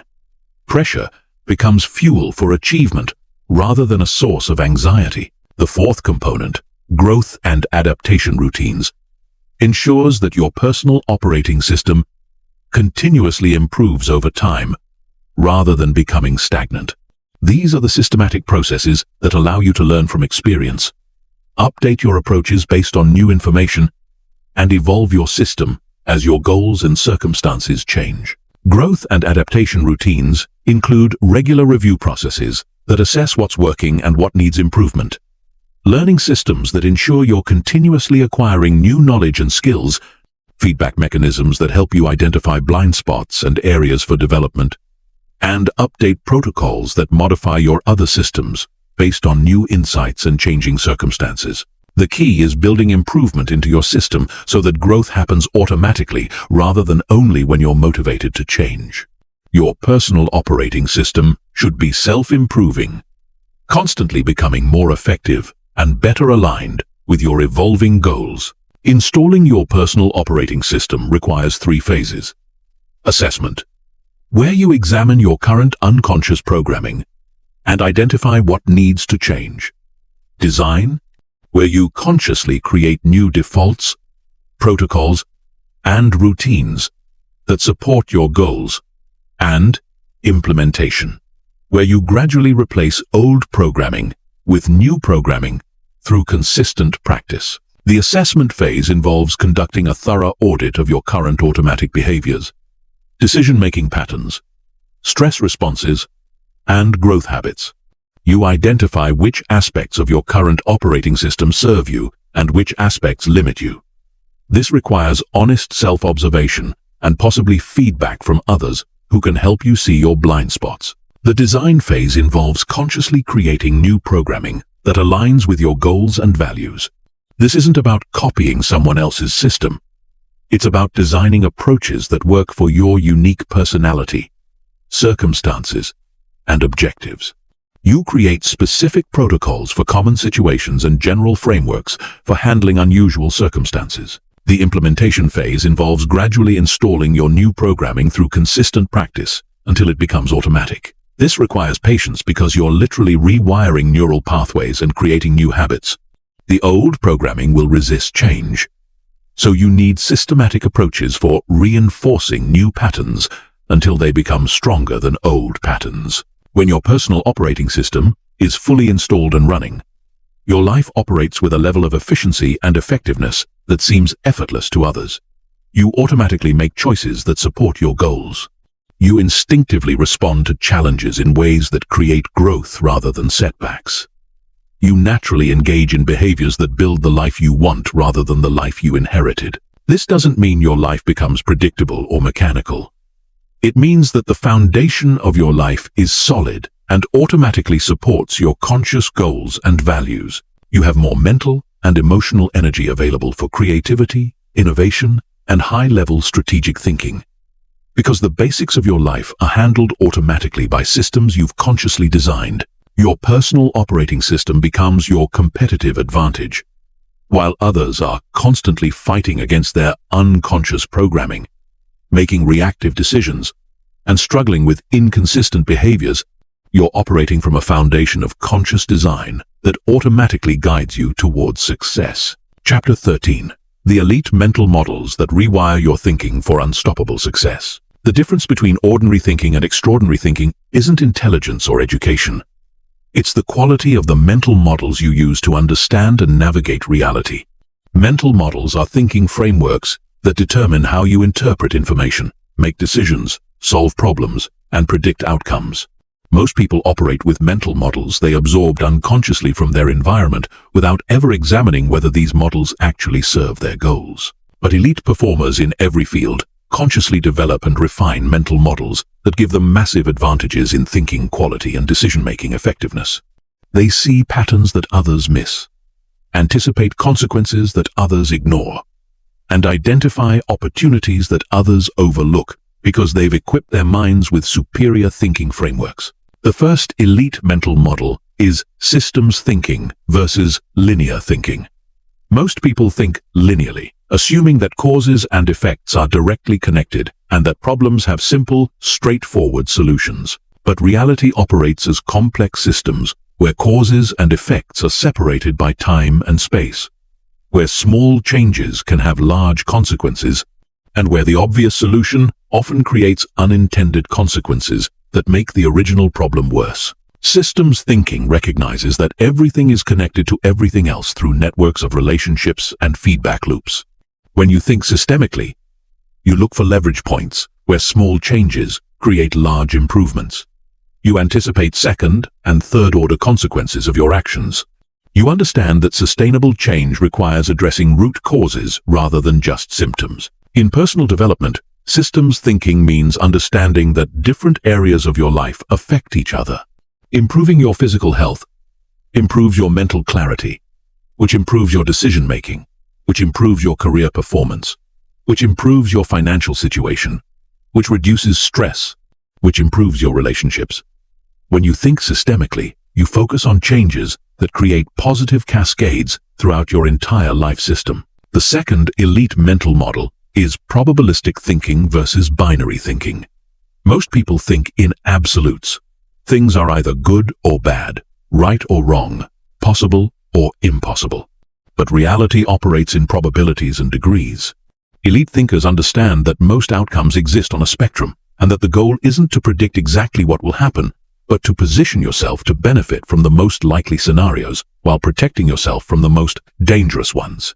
Probabilistic thinking involves thinking in terms of likelihood rather than certainty, base rates rather than specific instances, and ranges rather than point estimates. When making decisions, you consider multiple possible outcomes and their relative probabilities rather than just hoping for the best case or planning for the worst case. In personal development, probabilistic thinking means understanding that success isn't guaranteed, but can be made highly probable through the right actions, mindsets, and strategies. You focus on increasing the probability of positive outcomes while decreasing the probability of negative outcomes rather than trying to guarantee specific results. The third elite mental model is inversion thinking. While most people focus on what they want to achieve, elite thinkers also spend significant time thinking about what they want to avoid. Inversion means approaching problems backward, starting with the worst possible outcomes and working backward to identify what could cause those outcomes, then designing strategies to prevent them. Inversion thinking is incredibly powerful because it helps you identify and eliminate the behaviors, decisions, and situations that most commonly lead to failure.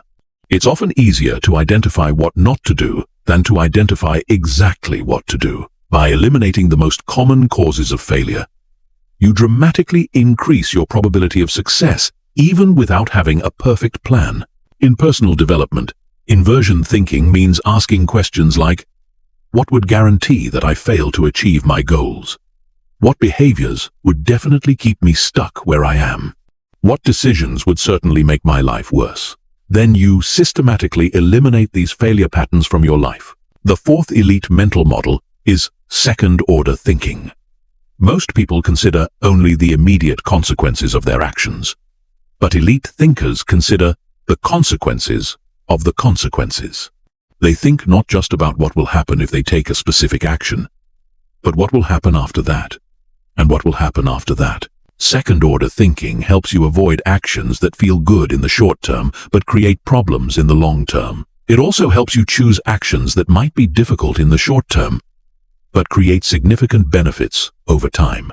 The ability to think beyond immediate consequences is one of the most important factors that separates successful people from unsuccessful people. In personal development, second-order thinking means considering not just whether a habit or behavior will give you immediate benefits, but whether it will serve you over time. It means thinking about the long-term consequences of your choices on your character, your relationships, your health, and your future opportunities. The fifth elite mental model is anti-fragility versus fragility. Most people try to build lives that won't be harmed by negative events.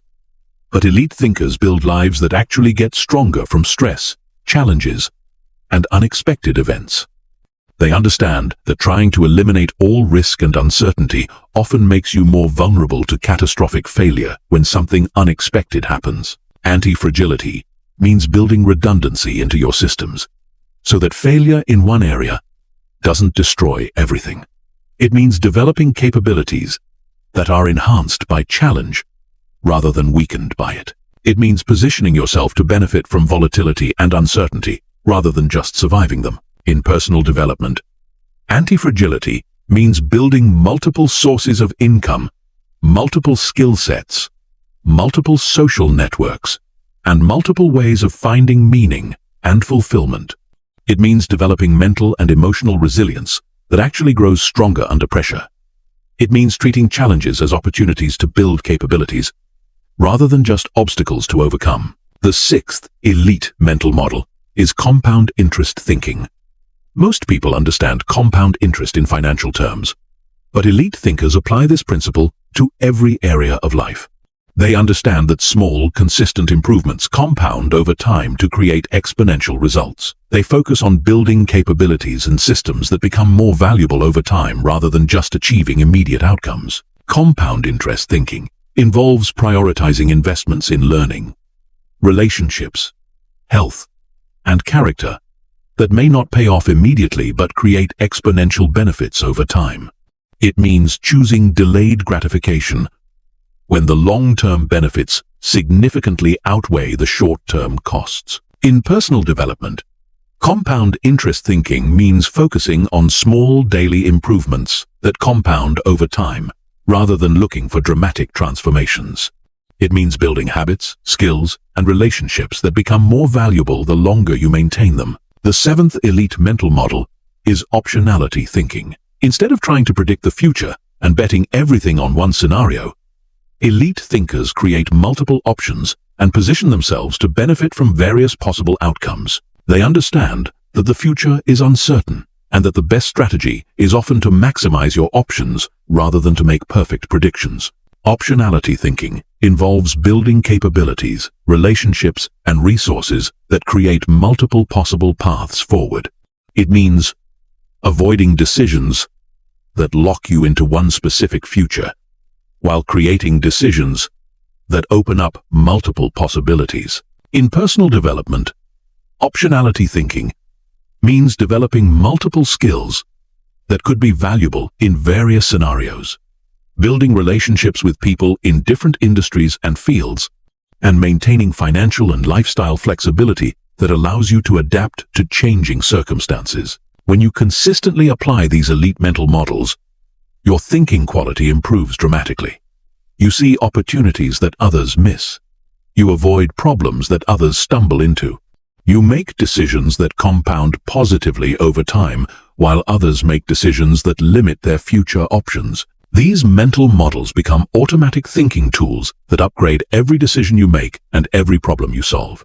They transform you from someone who reacts to circumstances into someone who anticipates possibilities and positions themselves strategically for long-term success. Chapter 14.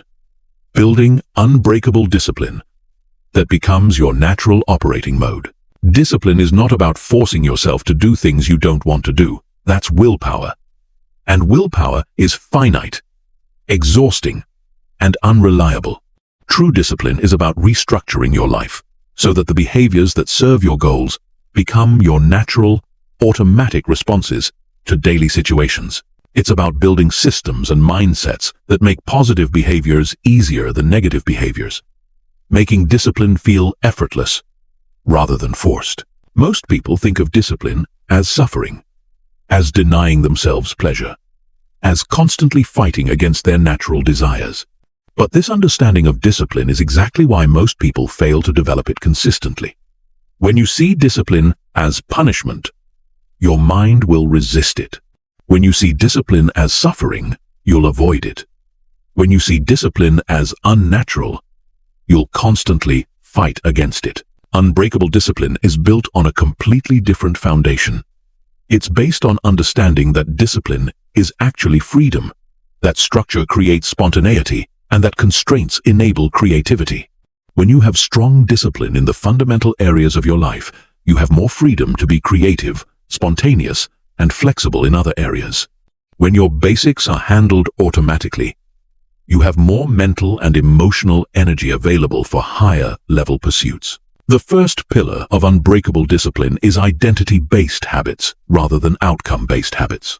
Most people try to build discipline by focusing on what they want to achieve. They want to lose weight, so they force themselves to exercise.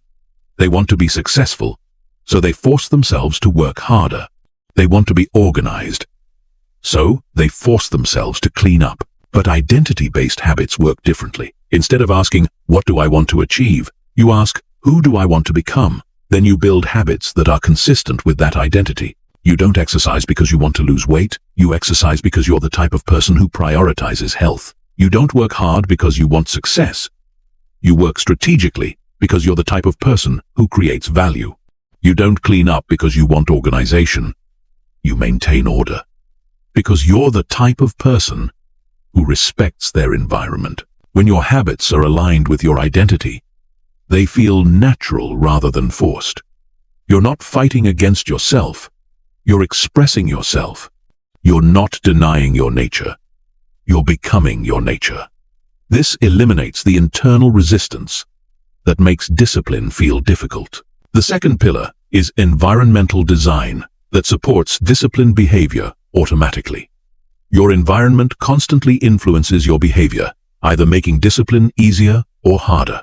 Most people try to build discipline while living in environments that encourage undisciplined behavior, then wonder why they struggle with consistency. Environmental design means structuring your physical, social, and information environments to make positive behaviors automatic and negative behaviors difficult. This includes removing temptations and obstacles that make discipline harder, adding cues and triggers that prompt disciplined behavior, surrounding yourself with people who model and encourage disciplined behavior, and creating systems that make tracking and maintaining your discipline effortless. When your environment supports your discipline, you don't have to rely on willpower to make good choices. The structure of your life naturally guides you toward positive behaviors. Your discipline becomes a product of smart design rather than constant effort. The third pillar is micro-discipline that builds macro-discipline. Most people try to build discipline by taking on huge challenges that require enormous willpower and perfect execution. When they inevitably fail, they conclude that they lack discipline. But discipline is built through small, consistent actions that prove to yourself that you can keep commitments to yourself. Microdiscipline means starting with commitments so small that failure is almost impossible, then gradually increasing the difficulty as your discipline muscle strengthens. You might start by committing to drink 1 glass of water every morning, then build to a full morning routine. You might start by committing to write 1 sentence every day, then build to a full writing practice. The key insight is that discipline is transferable. When you prove to yourself that you can keep small commitments consistently, you build confidence in your ability to keep larger commitments. Each successful micro-discipline experience strengthens your identity as someone who follows through on their commitments. The fourth pillar is systems-based discipline rather than motivation-based discipline. Motivation is emotional and temporary. Systems are structural and permanent. When you rely on motivation to drive your discipline, you're dependent on feeling like doing the right thing. When you rely on systems, you do the right thing regardless of how you feel. Systems-based discipline means creating structures, routines, and processes that make disciplined behavior automatic. This includes daily routines that eliminate decision fatigue, tracking systems that provide feedback and accountability, and recovery protocols that maintain your discipline during difficult periods. The goal is to make discipline a function of your system rather than your feelings.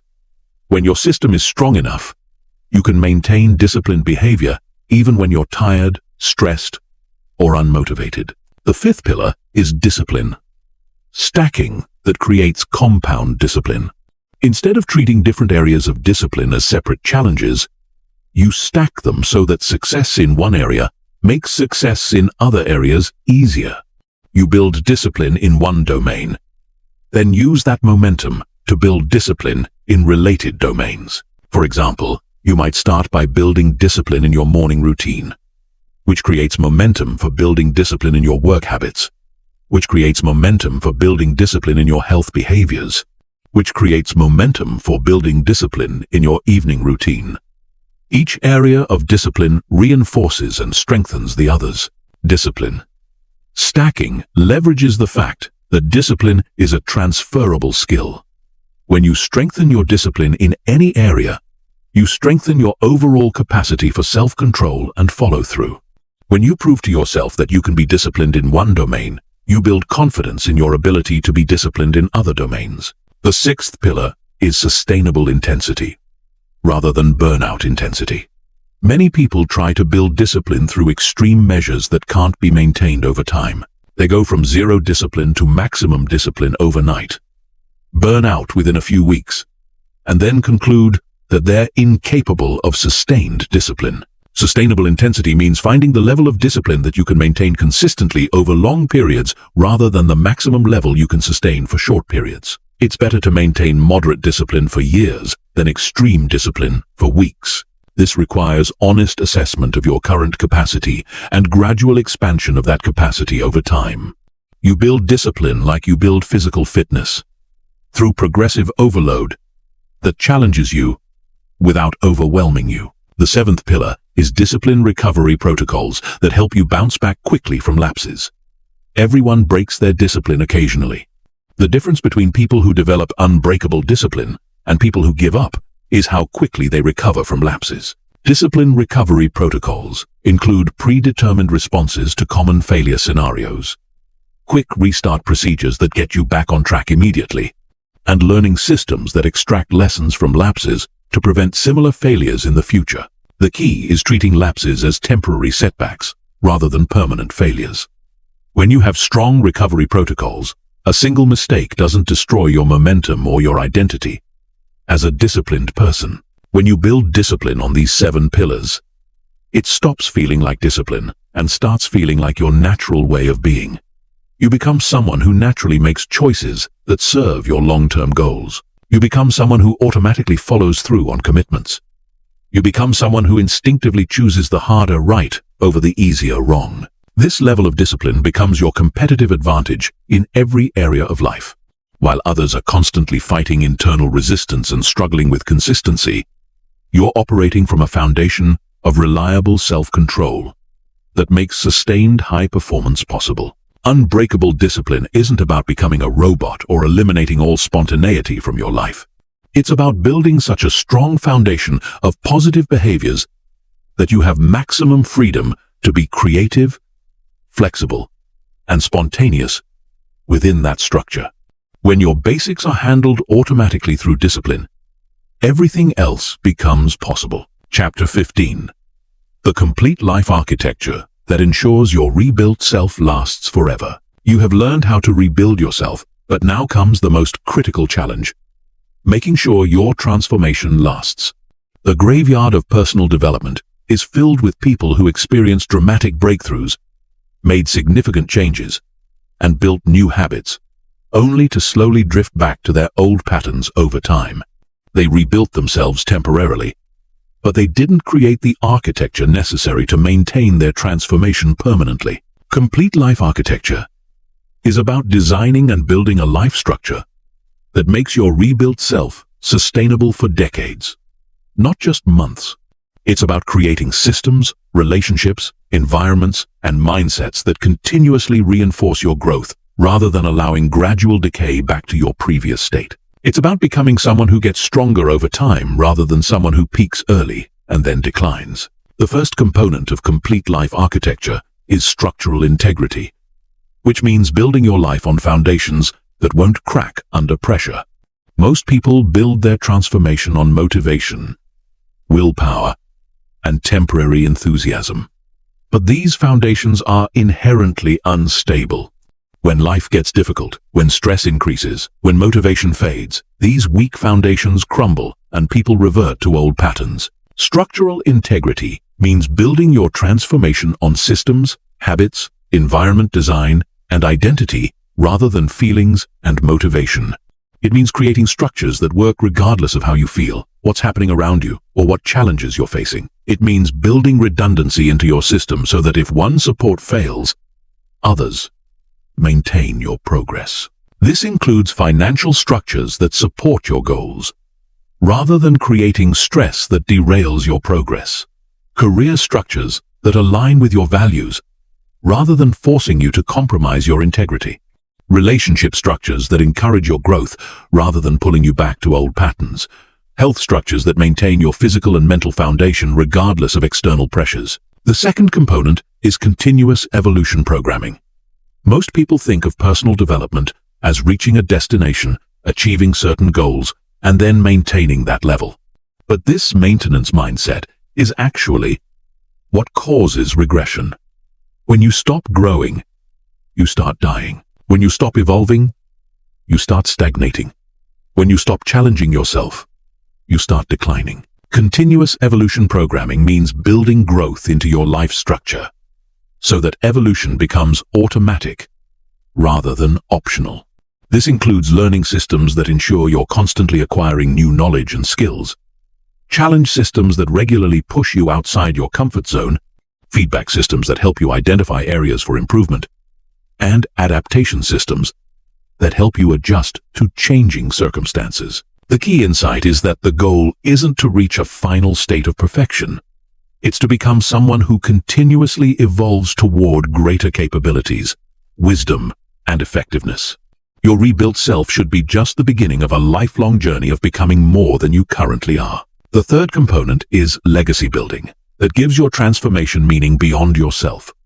When your growth serves only yourself, it's easy to lose motivation when you achieve your personal goals.